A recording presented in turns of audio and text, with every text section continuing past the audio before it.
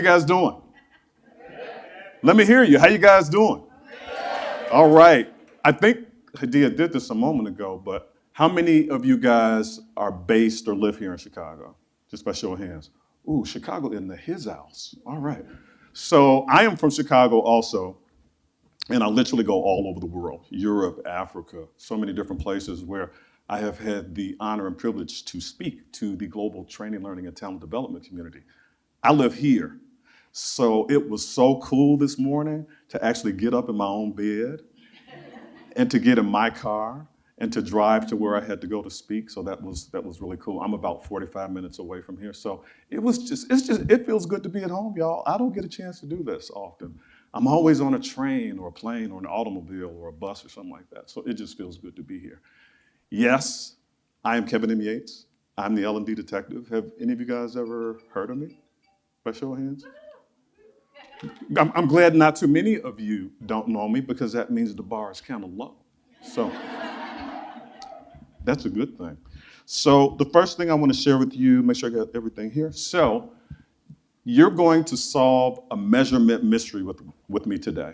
I am known in the global training, learning, and talent development community as the L&D Detective, and that is because just like Sherlock Holmes, I solve mysteries, right? I may be dating myself when I talk about Sherlock Holmes, so hopefully most of you guys know who that is. Do you guys remember his trusted assistant, Watson? Okay, awesome.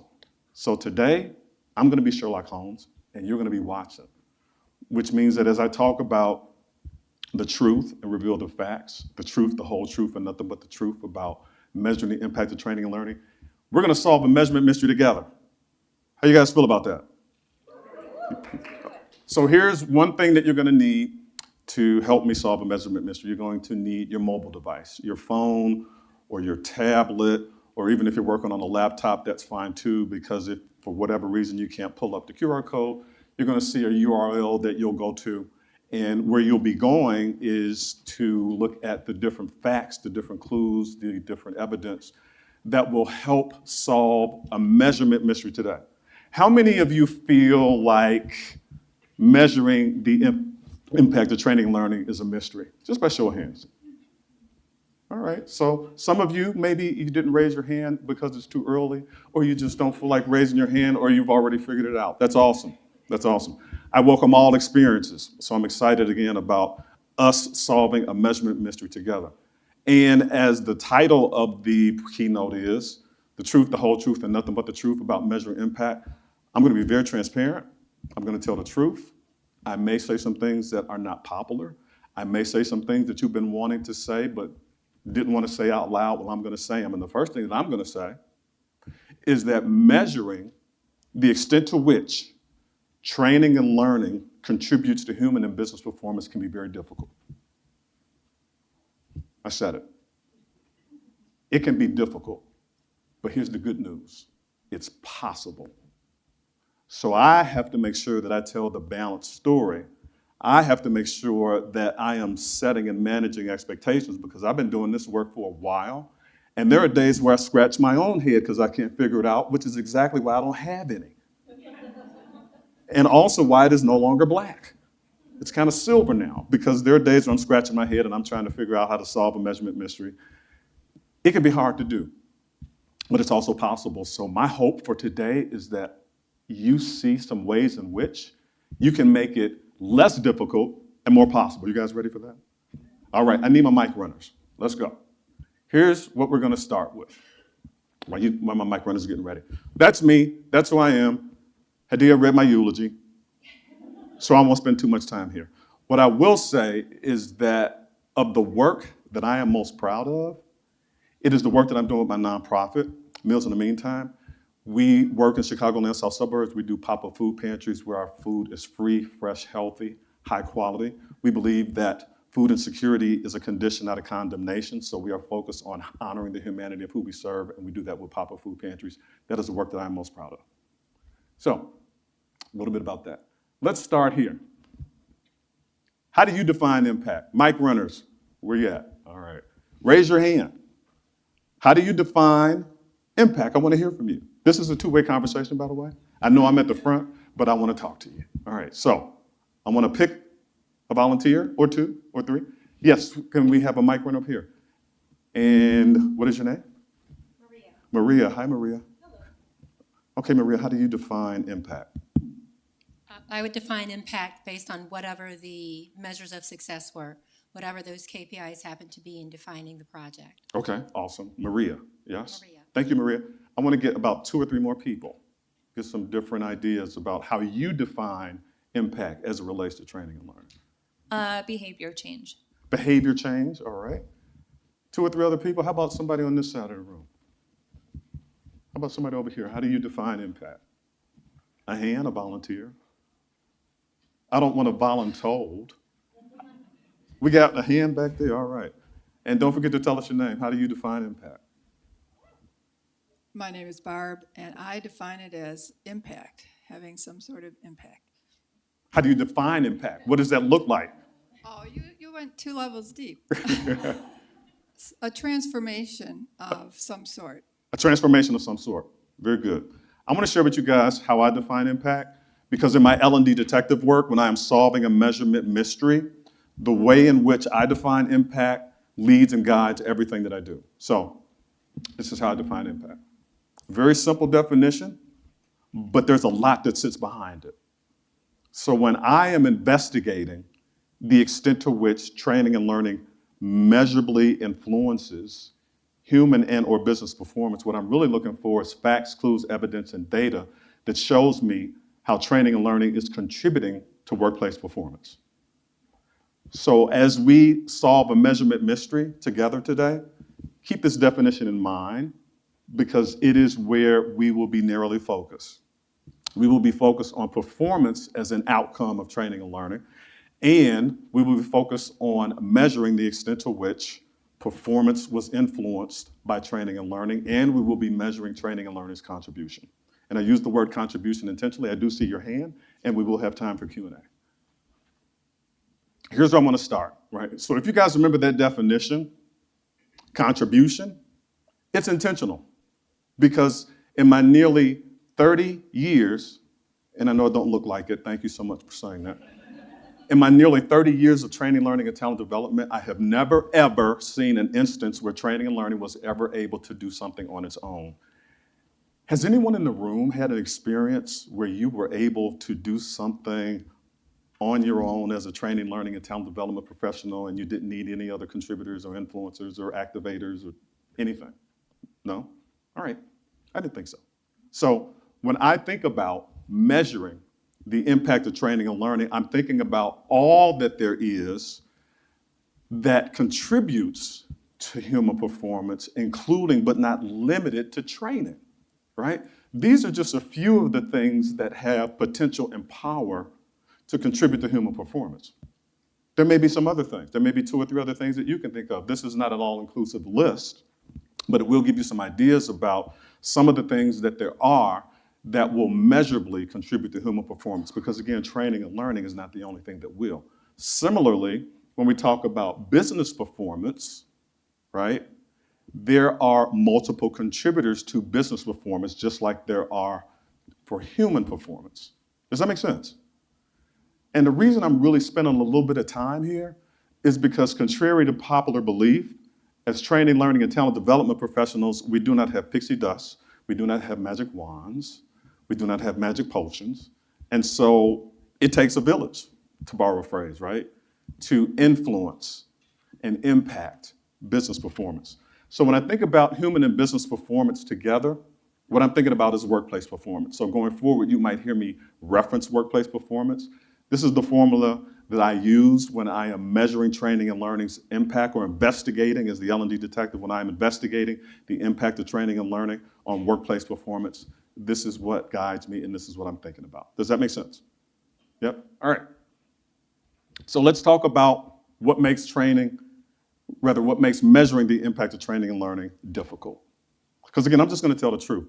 Because I'm not only going to identify what makes it difficult, I'm also going to identify what makes it possible. So the first reason a performance needs analysis was not conducted, what that means is we usually go straight out the gate with, here's the training you need.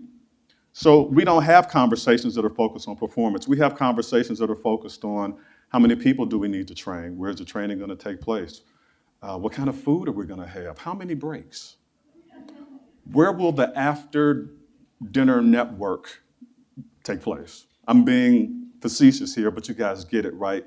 The conversations that we have are more often than not led by performance. They're led by the tactical stuff, the order taking, right? So that's one of the things that makes measuring the impact of training and learning on performance difficult. The fact that we didn't do a performance needs analysis. The second thing is impact was not defined.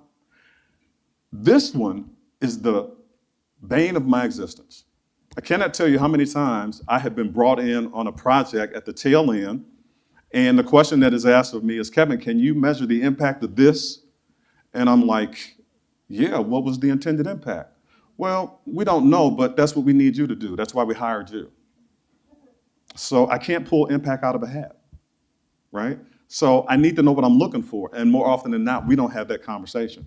Third reason that makes measuring the impact of training and learning on workplace performance difficult is we did not select a key performance indicator, a metric or a measure that we can use as a signal for the extent to which training and learning did what it was intended to do or what it was supposed to do, right?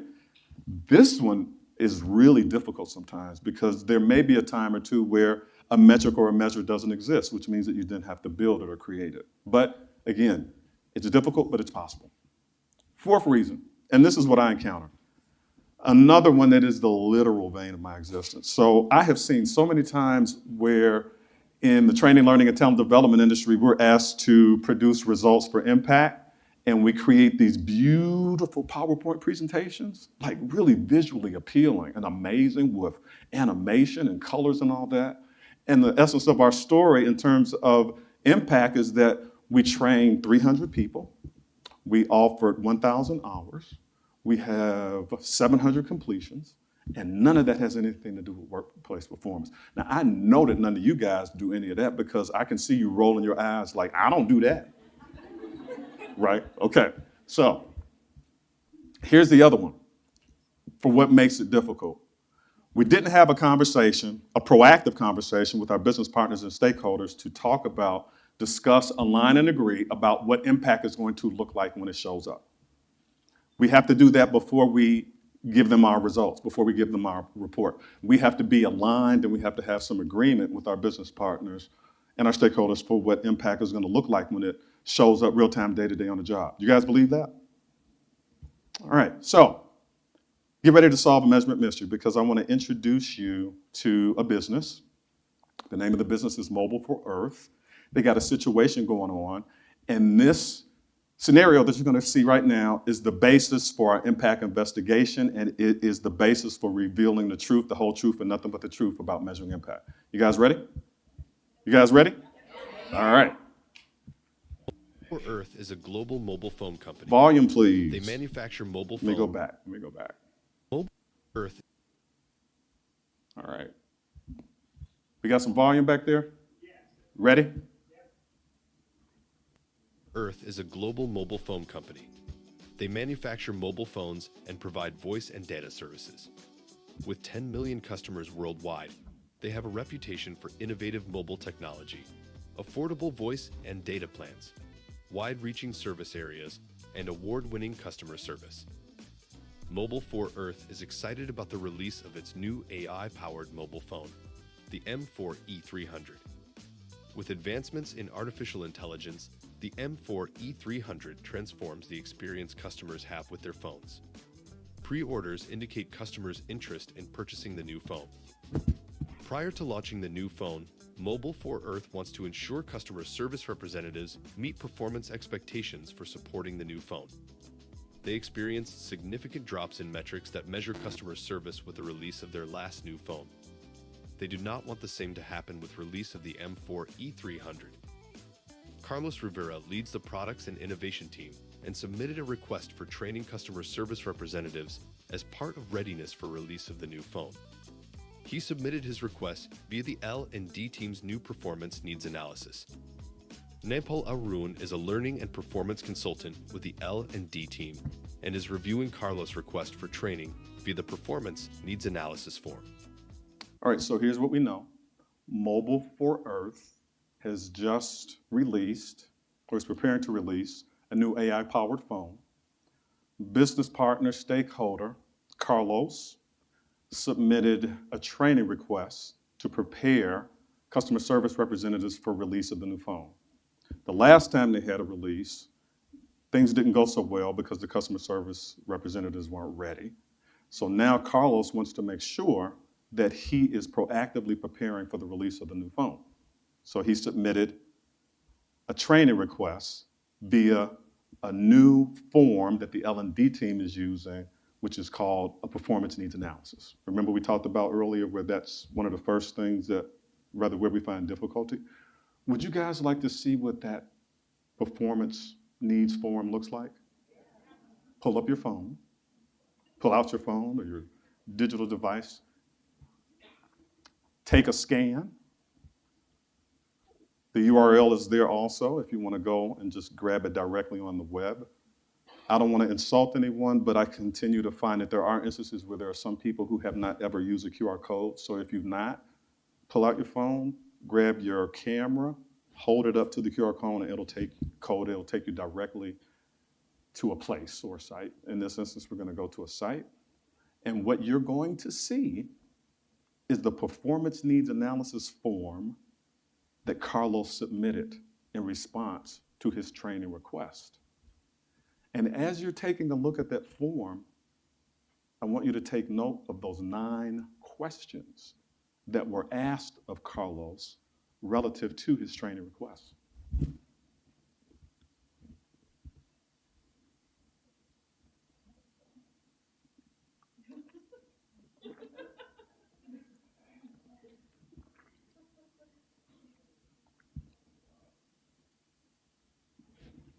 There are 9 questions there that are asked for people who submit a training request.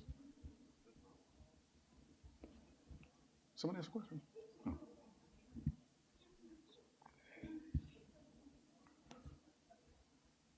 Take note of those 9 questions. If you don't get through them all, that's fine. That's fine. So remember, Carlos is a business partner. Carlos actually leads the division that produces the mobile phones. So again, he wants to make sure that the customer service reps are ready. And again, also just remember if you have questions, kind of jot them down because I am going to leave some time at the end for questions.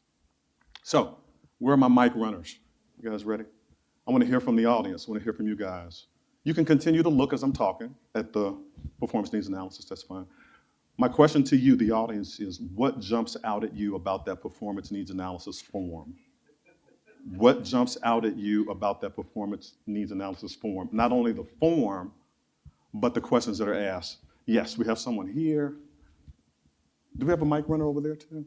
No? Okay. What stood out for you? What's your name? Brittany. Hi, Brittany. Hi. What stood out? It seems like the questions are worded in a way that the respondent doesn't understand a lot of them. So Okay. using some terminology that they may not be super familiar with. Okay, thank you for sharing. Other observations? Yes, ma'am. So this seems like real life. Now, I know you, but you got to tell everybody else your name. So this very much feels like what our stakeholders would actually say in real life. And what's really jumping out is there's no understanding or some prior conversation on helping the business partners understand what we mean by performance outcomes. Okay. All right. Awesome. Thank you. I'd like to hear from 2 other people. Over here. Don't forget to give us your name. Hi, everyone. My name is Ken Menick.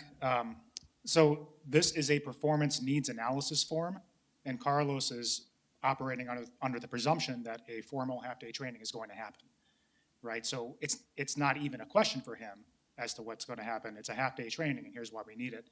And then what Brittany said is it's poignant because the questions are, it's almost like you're asking it of an L&D professional and not someone who's outside of our realm of profession who's going to,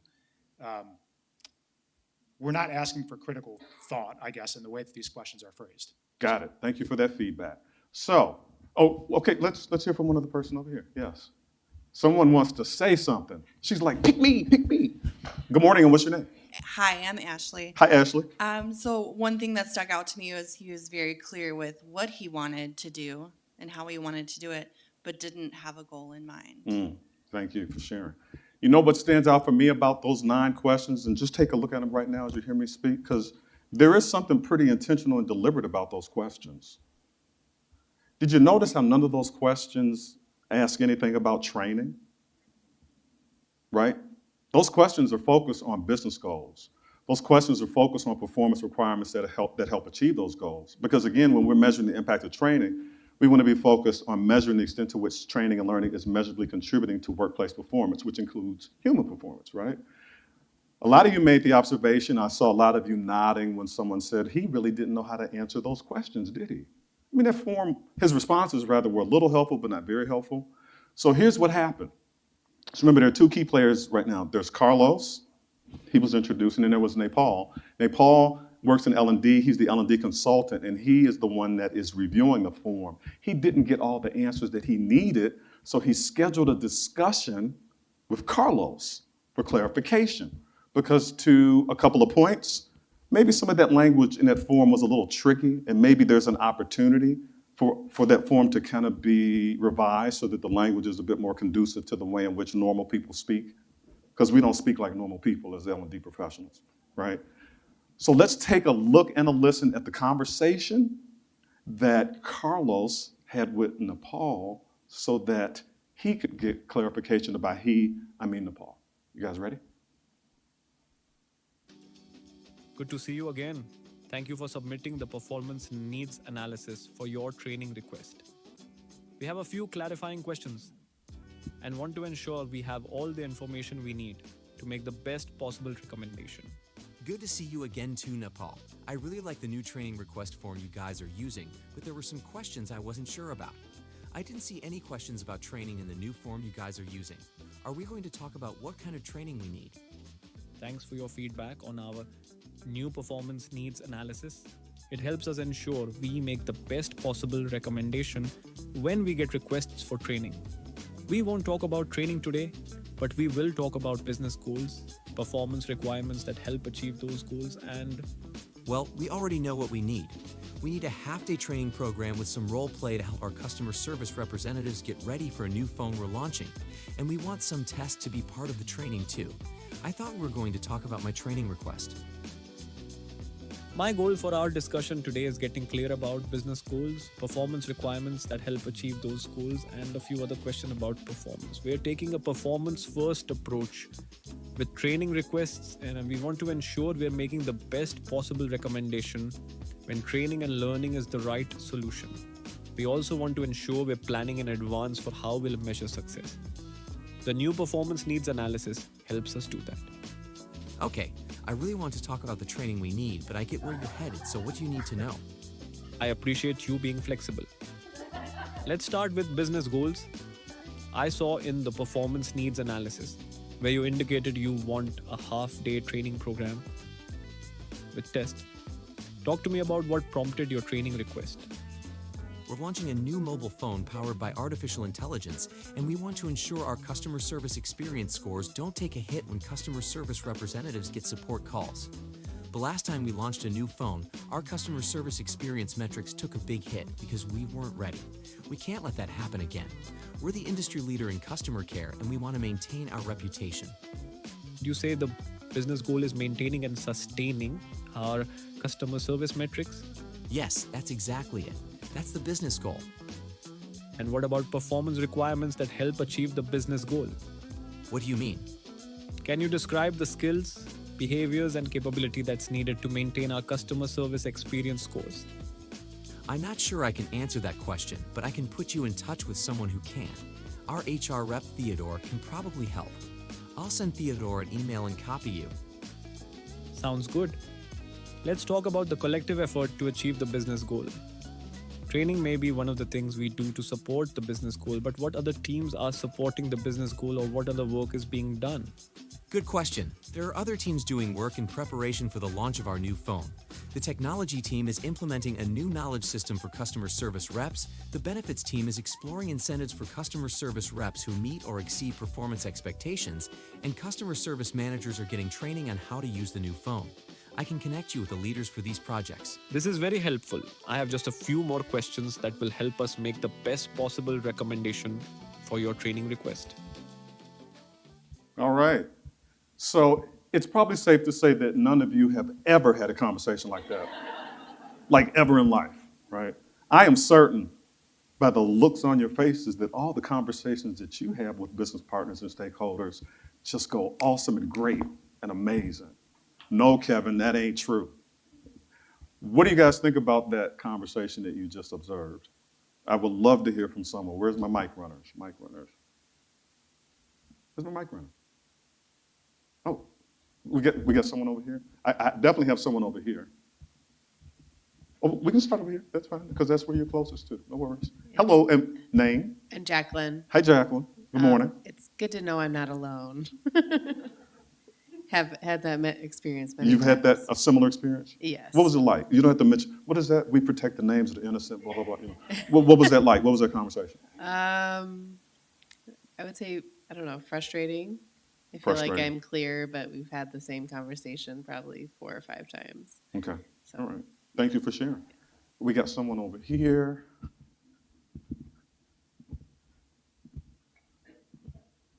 Right there. And don't forget to give us your name. Hi, Amanda. Hi, Amanda. I think one of the key things that's kind of missing from that conversation is what didn't work before. So he's saying that the metrics, the last time something was launched, went down. And he was asked, well, what things are you looking for to lead to the impact? And he didn't know how to answer that. Mm-hmm. So I think one of the questions that could have been asked was, well, where did we fail before to help get him to answer that question and kind of think of those things? Awesome. Awesome. Thank you for sharing, man. Appreciate that. So we're going to continue on this impact investigation. You're going to continue to serve as my Watson, right? So we know that in the midst of that conversation, there was some information that Nepal wanted, but that Carlos could not answer. And it was about performance expectations, because all roads lead to performance, right? When we're investigating the impact of training and learning. So Carlos could not answer a question or two, but he did commit to getting the answer. You guys remember that? He was going to contact Theodore in HR. So he said he was going to send an email. You guys remember him saying that? Would you guys like to see that email? Let's take a look. Let's take a look. Remember, you're Watson, and you're helping me collect facts, clues, evidence, and data that tells the truth, the whole truth, and nothing but the truth about measuring impact. So take a look at that email.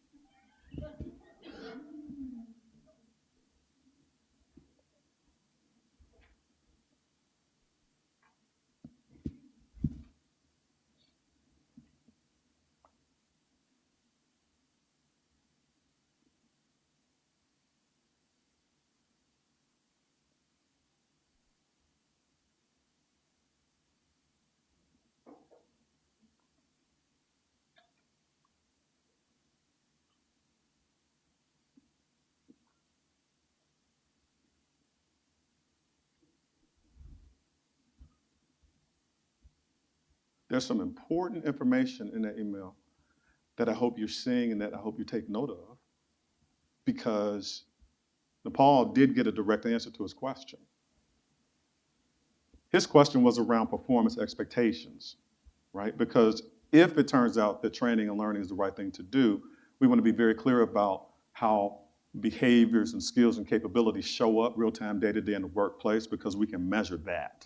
Right? If it's ambiguous, uncertain, unclear, if we don't have any guidance or direction, can't measure that, right? So I want to hear from some audience members, mic runners. What are your observations about what is discoverable in that email? What do you see? We got a hand up here.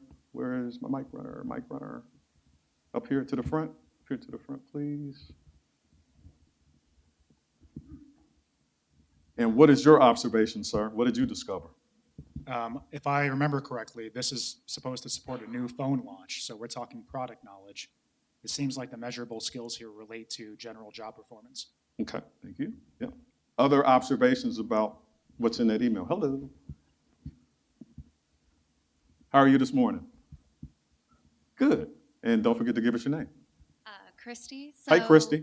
It looked like there were different call times that are general to solve issues. So you could compare the call times to the last time they did a rollout and see if they were longer than usual and see if you're able to reduce that after you implement the course. So that could be a goal for a training outcome or a learning outcome. All right, thank you for sharing. One other person here. Good morning. What's Good your morning. name? Kim Davis. Hello, Kim. Hi. One Hey, thing Kim. I noticed here, Wait a minute. Do we know each other? possibly, it's a common name. You look familiar. I'm from the South Side. So. Sorry to disrupt your flow. Keep going. All right. No, so the one thing here is that these are performance goals for an individual, not necessarily business goals. So while it's helpful to have these because now we have solid metrics, it's still not getting to the what are some business goals that business goals that HR might have on file. Awesome. Thank you for sharing. Appreciate that. Would anyone else like to share? Yes, we have someone here. Hi, my name's Jasmine. Hello. Hello. And when I look at some of the skills, I'm also considering how are they going to measure the interaction. So there's one of the tasks is to interact with customers in a way that acknowledges their concerns. So how are you going to measure that? How are we going to measure that? Yeah. Great question. Stay tuned. You're going to find out. So we're collecting facts, clues, evidence, and data about measuring the impact of training and learning. As you can see and maybe even feel right now, it's a little messy, a little tricky, but there is an answer. So we're going to keep going. Thank you. Ooh, wait, I want to set that up for you. So Nepal is continuing to investigate the extent to which training and learning is the right solution, because if it is, he wants to use what he finds from the performance needs analysis to inform decisions for the right type of solution to create. He is continuing to talk to people. He is continuing to get the information that he needs to get. And my friend here just teed up the next conversation that you're going to hear and observe, because now Nepal is interested in getting down to the nitty-gritty, so to speak. He wants to identify the metrics, the measures, and the KPIs that give us the strongest signal for the extent to which training and learning has fulfilled its purpose, right? So let's listen in on a conversation between Nepal, Theodore, who is in HR, who was part of the email that you just saw, and Emma, who works with business analytics. For joining this discussion, we're working on a performance needs analysis for a request we received from Carlos Rivera for training customer service representatives. The products and innovation team is releasing a new AI-powered phone, and he wants to ensure customer service representatives are ready. I'm happy to help where I can, Nepal. Just want to let you know I have a hard stop in 30 minutes. Okay, I'll dive right in. Theodore sent me the performance expectations for customer service reps, and I'm trying to connect the dots between how we measure customer service and performance expectations for customer service reps. I recommended we include you in the discussion, Emma, because your team owns the metrics for customer service. Got it. So, how can I help? Do you know who monitors our customer service metrics? Actually, that would be me. Perfect. Do you want me to share my screen? I can show you our customer service metrics dashboard. We keep track of 3 metrics that measure customer service: first call resolution, customer call time, and customer care and tone. Is there a target score for these metrics? Yes, the target score for customer service metrics is 90% favorability. Is it safe to say the performance expectations for customer service reps impact the metrics for customer service? Yes, there is a connection between the two. Customer service reps' performance impacts our customer service measures. Got it. Can we get access to those metrics, Emma? I think so, but I'm curious. Didn't we just build some dashboards for you guys that show your LMS data and survey results? What are you trying to measure? Why do you need access to the customer service dashboard? The dashboards you guys built are very helpful. The LMS dashboard shows us how many people completed training, hours of training completed, consumption and utilization. And the dashboard for survey results shows us the sentiment and opinion employees have about their experience with our training programs and learning solutions. We want to measure training and learning's contribution to customer service representatives' performance, and the LMS dashboard and survey results don't show us that. We want to use actual metrics for customer service because they give us the strongest signal for impact. Got it. That makes sense. I have some ideas about how to get you access to the customer service dashboard. I'll follow up with you in a couple days. So now we're getting closer to being able to tell the truth, right? Now, Nepal is focused on getting the KPIs, the metrics, and the measures that will reveal the extent to which training and learning is measurably contributing to workplace performance. Does that make sense? What did you guys get from that conversation? Anyone want to volunteer? What did you get from that conversation? A hand. Anyone? Here we go. Thank you so much. We got someone right here. Thank you. Yes, it still took some calibration. So in the beginning, the business analyst didn't really understand why you were asking the questions and why do we need the customer care metrics and all of that. And so it took a little bit of just some explanation to get her on board. So what I'm seeing is that this process is taking more time than what the L&D person originally probably wanted it to. You know, we had the form, we've had a meeting, now we've got a second meeting, now we have to wait. Yeah. And that is reality. But at the same time, what can we do to be more efficient with getting this information? Welcome to my world. A lot of times the question that is asked of me is, Kevin, why is it taking you so long to measure the impact of training, right? This is a part of me wanting to tell the truth, the whole truth, and nothing but the truth, right? Measuring the impact of training and learning on human and business performance can be difficult, but it is also possible.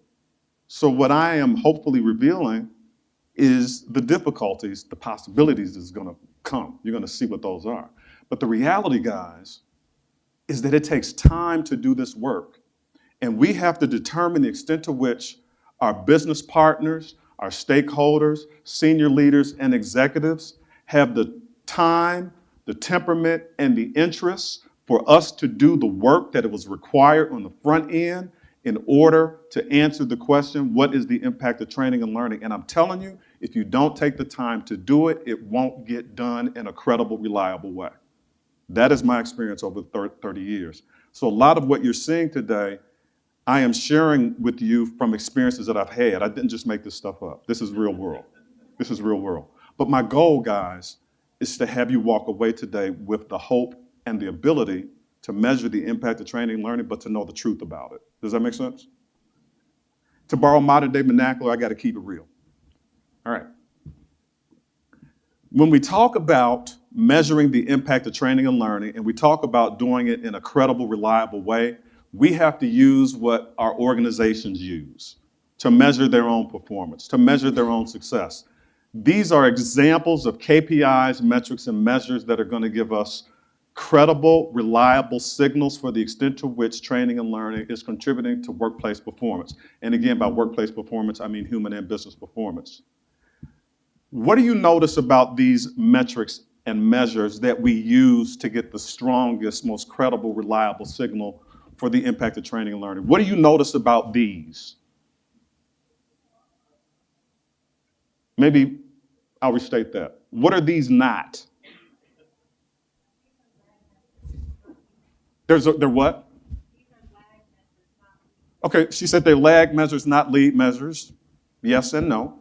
Yes and no. What else do you notice about these? Yes, sir. Hey, oh my God, I didn't see you. This is my friend. They're measuring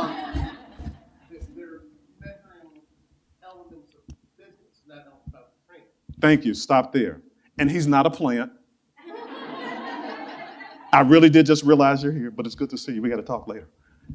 These metrics and measures have nothing to do with LMS data, right?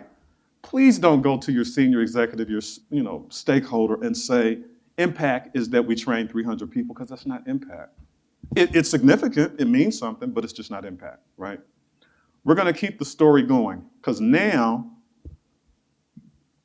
I got to get the story right. Okay, so now Nepal is going to meet with Jacqueline. Jacqueline is head of the customer service center, and she has some questions about this training she heard about. You guys know how it is when you create a program and then somebody hears about it, and then they give you a call and they're like, what's up with that? Like, what are you guys doing? Nobody told me. I heard about what you guys are doing. So this conversation is kind of like that, but not really. So let's just take a look. About the training program you guys are working on to get our customer service reps ready for release of the new AI-powered phone. When will the training be ready? We're still exploring what the best solution is and haven't made any decisions about timing yet. I can copy you when we send our recommendation to Carlos. Okay, I'll be on the lookout for that. I'm curious about whether or not we can isolate the impact of training. Our reps take a lot of training and we don't always know the difference training makes. Is there a way to isolate the impact? We could potentially do a test and control group analysis. Are you familiar with test and control groups? Not really. So a test and control group analysis would be where you have two groups of customer service representatives. With all else being equal between the two groups, the only difference is the test group gets training while the control group does not. Why would only one group get training? We would compare differences between the two groups.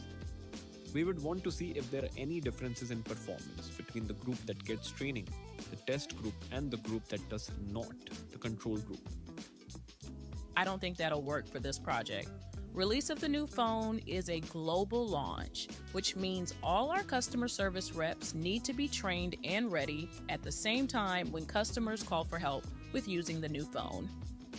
We get the strongest, most credible and reliable signal for the unique contribution of training and learning with test and control groups, but with the need you have for ensuring all your customer service reps are trained at the same time and ready for the new phone when it launches.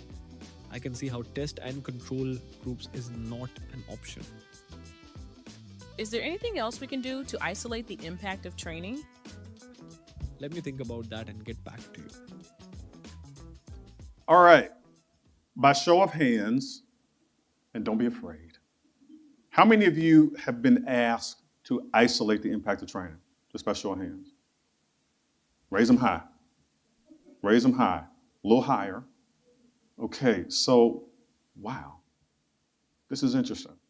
So, I think it was about a month ago, Hadia, you might have seen it. I wrote an article, and I shared it on LinkedIn. And the title of that article was Pros and Cons for Isolating the Impact of Training. And man, did it create some fire on the internet, as they say. So there are different schools of thought as it relates to isolating the impact of training and learning. And there's definitely some value in doing it, and there are some credible ways to do it. My thinking about that, though, full transparency, is evolving. And it's evolving so much that it's making me a little uncomfortable. Again, I'm just being honest with you, because for so long in my career, I believed that we absolutely had to isolate the impact of training and learning so that we could claim and own our piece of the pie. This is what we did. Nobody else did it the way we did it. We own this part right here. Here's how we did our thing. Here's how training and learning all by itself contributed to workplace performance. So I'm gonna be kind of thinking out loud right now, so forgive me. But here's what I'm thinking.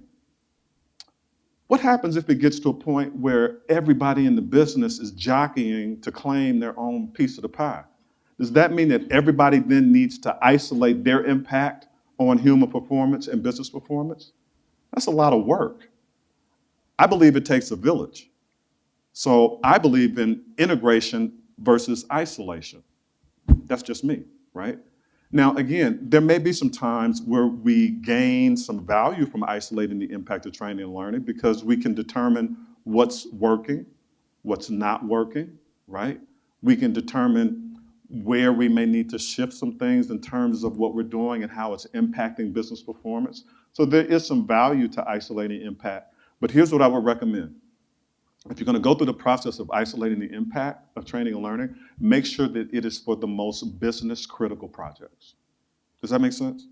Particularly those training and learning solutions where you have an expectation that there will be a significant influence as a result of training and learning on people's performance, behavior, actions, and capability. That might be a good time to isolate the impact of training. But I'm going to get off my soapbox. Hey, but check out my article. Join the discussion, right? So let's take a look at what's next. Nepal has completed all the conversations that he needs to have, and now he has been able to complete his performance needs analysis based on all the discussions that he's had. I think he's done a great job at summarizing what he has discovered as part of his detective work. So take a look at what that performance needs analysis looks like now.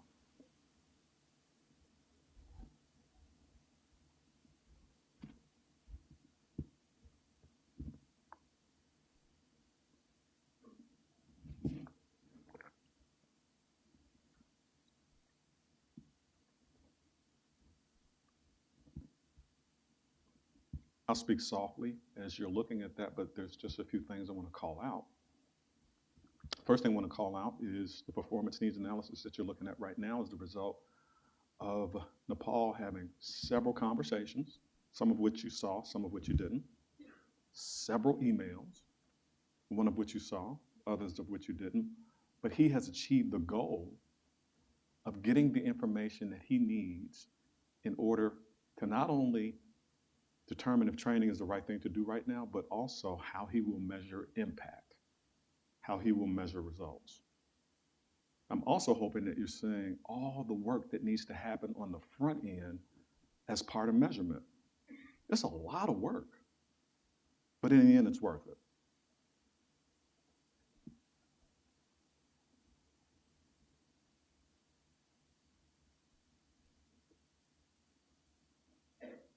I would love to hear 2 or 3 observations about the performance needs analysis. And if no one raises their hand, and if you see me walking slowly towards you, just know that I'm going to call on you. Where are my mic runners? Got a hand over here. Okay, let's start over there, and then we'll come over here. Yes, okay. Where are we? Oh, there you go. What's your name? My name is Candace. Hi, Candace. What's your observation? What I really liked about the performance analysis form is I really appreciated the question, what are the potential risks to performance? Because a lot of the times in working with leadership, when they present a request for training, they assume there are no risks. So there are risks, and I like that these risks are listed. So I thought that was a really important question, just the recognition that there are always risks to any project. And so, of course, we want to mitigate those, but they exist. Awesome. Thank you for sharing. We got one person over here. What is your observation about the performance needs? Over here, over here, over here? Right here? What's your name? My name's Darlisa. Hello. Hi. I think one thing that comes to my mind after this is answering that question, is training really necessary? And you don't really want to ask that of your stakeholder because that's your job. Yeah. But to go through this needs analysis, the question that came up to me is like, is additional training necessary? It seems as though the ball might have already been rolling to prepare for some of these suggestions that he made. That's a good observation because there are some other things that have been put in place, right? Let's keep it going because I want to make sure that I have time for Q&A and that I end on time. Let's take a look at the recommendation that Nepal is making back to Carlos now that he has completed the performance needs analysis. Take a look at what Nepal believes the correct and the right next steps are for a training and learning solution that has the potential and power to measurably contribute to workplace performance. So this is the last email between Nepal and Carlos, where Nepal is now summarizing and making his recommendations based on what he discovered.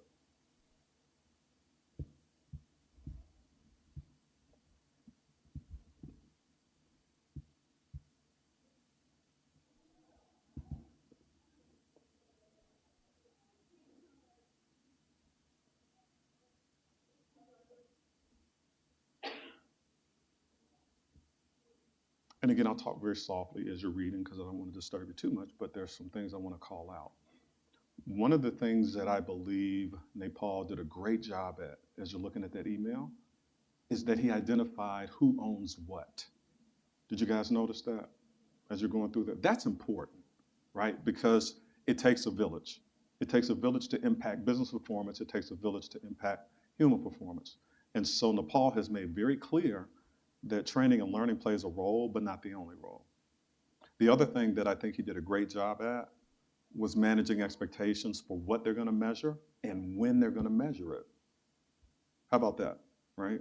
So again, I think Nepal did a great job at summarizing and making the case, which is what detectives do, right? Let's keep going by taking a look at one last document, and then I'm going to show you a chart, and then I'm going to open up for questions. So one of the things that we do, hopefully as trainers, learners, and talent development professionals, is align our solutions with business needs and performance needs. We talk about alignment a lot, so much so that it's just almost become a buzzword or a cliche, right? You guys want to know what alignment really looks like? Looks like this. Take a look at the design document for instruction and take a look at how it uses results from the performance needs analysis to inform decisions for what we'll design and what we'll create. Because those 9 questions are replicated here with what you're looking at. When we talk about alignment, this is exactly what alignment looks like.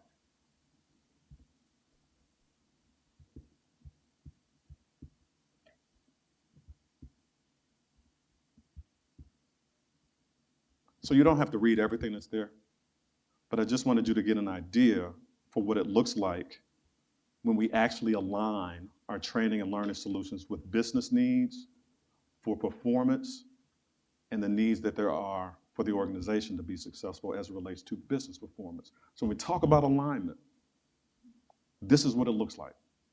This is how it shows up. This is an example. This is a best-in-class example of aligning your training and learning solutions with business needs. Now, let's take a look at the results. So the training solution was launched. Training solution was used. It was determined that training is the right thing to do. And we saw in the email between Carlos and Nepal what the plan is, right? So let's fast forward to after the launch, and let's see if we can measure those results. This is where the rubber hits the road, and this is what most people like to see. They're like, yeah, Kevin, everything you did before now was great, but just show me the data. But we had to get to this point. Right. So before the launch, we can see where we were kind of on the mark, but not quite, because the goal is 90%. So 1 week post AI phone launch, we can see what the metrics and measures are for first call resolution, customer call time, and customer care and tone. And we saw earlier how we define those and what they are. Do you guys want to see what it looks like after training?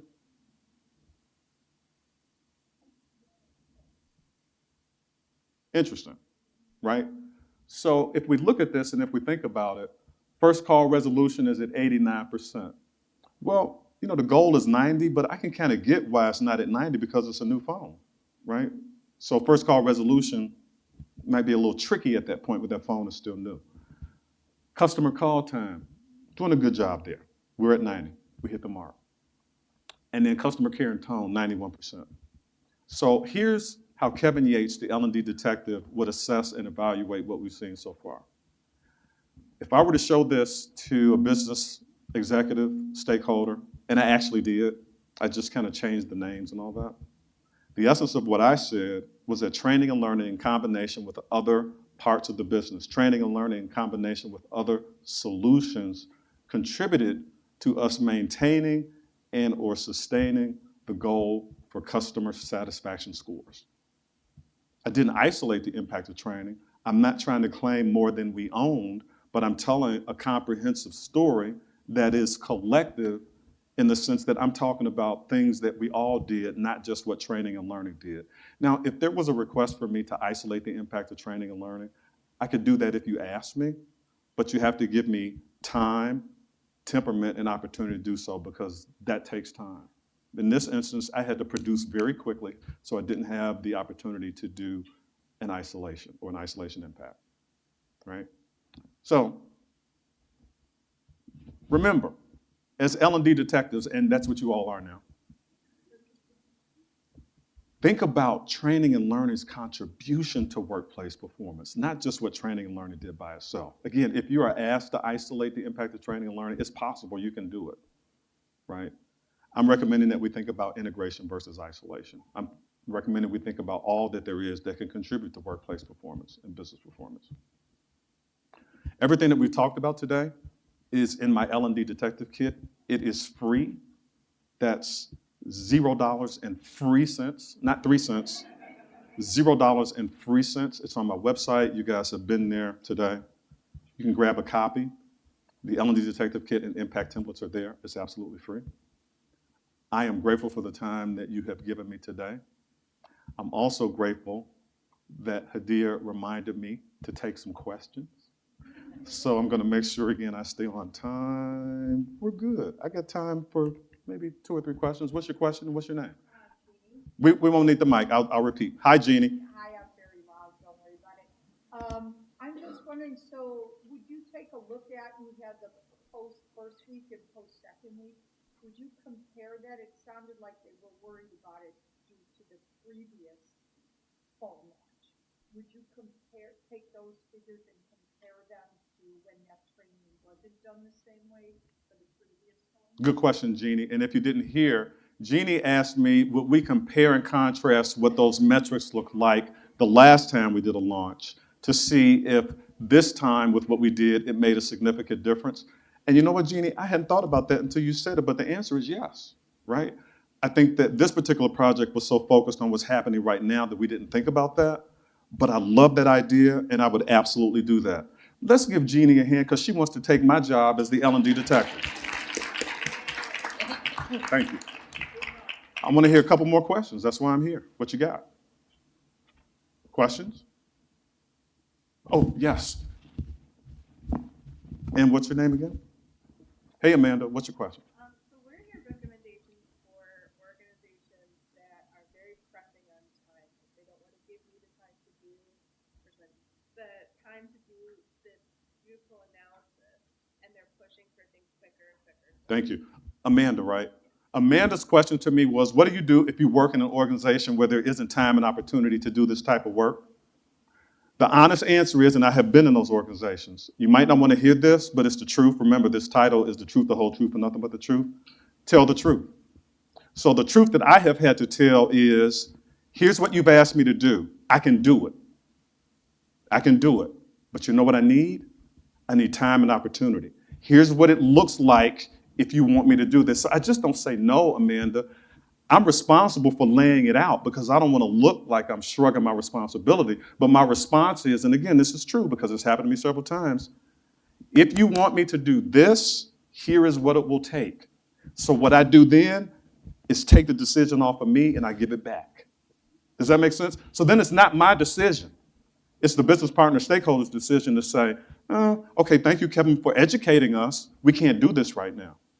Or, okay, now, Kevin, we know what it takes. Going forward, we can plan for that. So my response to your question is tell the truth. Does that make sense? Hey, do I have time for one more question? Do we need to wrap up? Okay, one more question. One more question. Give me a good one, because this is it better be good. And what's your name? What's your name? No pressure. What's it? Laura? Good morning, Laura. How you doing? I didn't mean to put pressure on you. What's your question? Do you use the ADDIE model? Do I use the ADDIE model? I use elements of it. Sure. And I just wondered if you talk about the analysis and the development ratio that might take you to over 100% for each of those letters. Mm-hmm. Do you ever, in your mind, even informally attribute like 30% of the overall project time, or it's going to be in the analysis phase, even if you don't call it analysis? Absolutely. Say, I'm going to ask you a series of questions. Yeah. Yes. Yeah.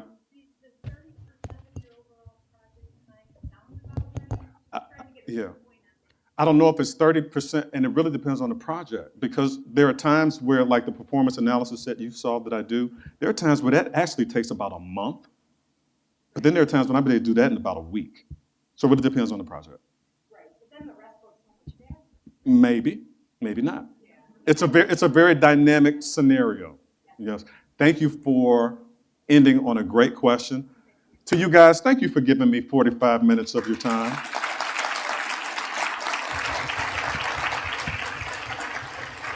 Actually, Hadia was a little bit more than 45, so thank you. I hope it was helpful. Enjoyed the rest of this amazing conference, and now I'm going to turn it back over to Hadia.